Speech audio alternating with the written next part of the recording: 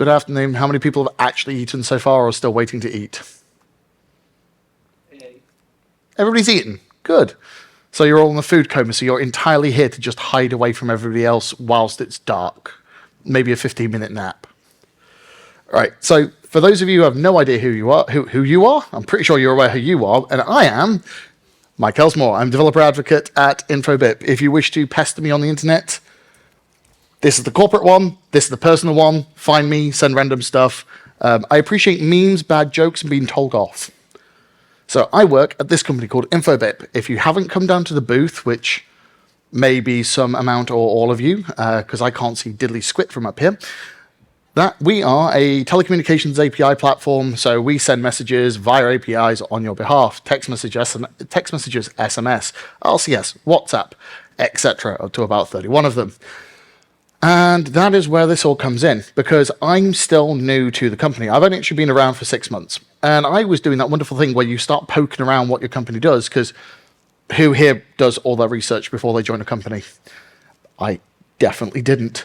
And I was going through it like, oh, what's all these things for authentication? And I'm just kind of like, hang on. SMS, voice, push, OTT, silent mobile verification, which I'd never heard out before in email. And then I dig around a lot more, and it's like, that's a lot of ways of doing multi-factor authentication. I've never even seen half of them. I just get the annoying text messages. And then I looked into it a bit more, and it turns out I was wrong, because it turns out email is not what it is as of this week. I lie. Previously, when I first wrote this talk, it wasn't a authentication method. It was a identity management to prove you own your email address, and the silent mobile authenticate, the verification stuff, is also identity management, as that's just checking the telephone number exists. It's like, do you own this? No. Is it turned on? Yeah. It's not really authentication. So we're talking about MFA and 2FA and all that jazz, so I better give you a quick brief over what the heck authorization authentication is for anybody who is unaware. Weirdly enough, they sound the same, they appear to do the same when you look at your average application, but they are not the same. Authentication. This is proving you are who you are. I am Michael, thus I am. That's not me proving it, that's just me saying it, but that's enough for me. Authorization, however, is where the system decides if you have permission to do so, aka, if you are who you are allowed to do stuff. I am Michael, thus I'm allowed to eat. I like eating, if you can't tell. So, now that we've covered what the hell MFA, well, authentication authorization is, let's go through the popular options for 2FA, and I'm just going to see how many people in the room, like, just suddenly go, really? So, first one up, SMS. We all have those, and weirdly enough, it's exactly the same for voice. You know, that wonderful thing of your bank or whatever giving you a message or a token or a call with a number that you have to type into the thing, and then you type it in and it works and la la la. Easy, simple, really easy to implement everywhere. It's got a bit of a problem.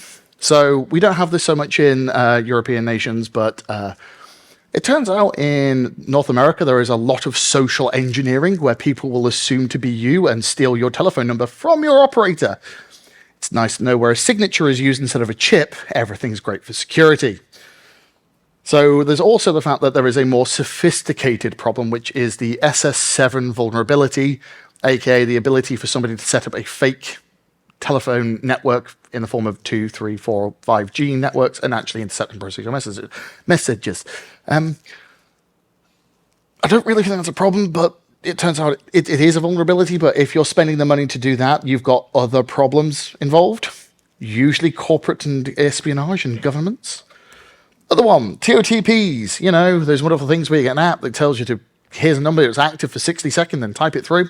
They're great, other than the fact that everything about the UX is broken.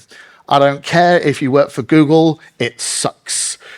You have to go from your app out to another app and back into your app. You have to go for your phone and take that and type it into your laptop. If anybody says this is a great experience, I wish to talk to your therapist. Please. It is not good. And then in reality, there is the better version, the hardware token, OTPs. I'm going to need my bag in a moment. Physical access keys. Who has a physical access key for their systems? That is not a high enough percentage of people in this room. That is terrifying. So these are actually brilliant. They are fine. They work. You plug it in. You either accept the code off there, press the button, depending on which one it is, and it's great. Or you have an RCS generating key. Once again, still fine. There are no problems with these, really, other than the fact that if you lose it, everything doesn't work and you lose access to everything. This is the reason why I currently own 3. There's the one that's on me, the one that's at my mother's, and the one at the undisclosed location I shall not be sharing today. And the last one, it's technically not traditionally considered part of MFA, but I actually think biometrics are part of it, and I'll get to that afterwards. And I also think this is severely broken in our UI flows and all that jazz for applications as it is. So, retinal scan, face scan, it is me. Your iPhone knows it. And I just slapped myself in the face. That's a first. Two-handed as well. And it's like, this is fine. Somebody's going to come along and chop off your hand, then your fingerprint's bloody useless, or we go full-on Nick Cage and somebody face off.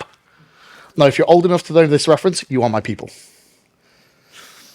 You're pretty much safe. But I want a hands up or hands down for this one.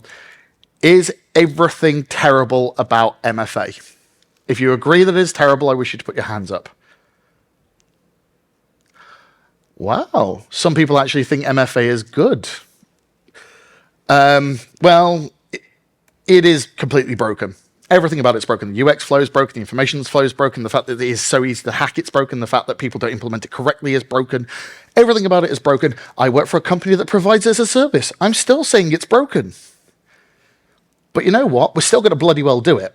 You are still going to implement this if you give a damn.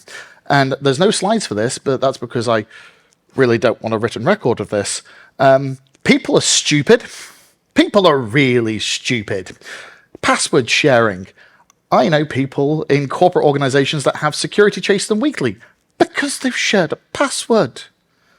I don't care if it's 16 characters and you've shared it. It's still a shared password. People are stupid. This adds an extra layer of security to stop things. In reality, 2 factors as part of MFA is not enough. It should be this. Who here has seen this phrase before? Okay, some people are aware of this. This is the only thing I want you to take away from anything I say.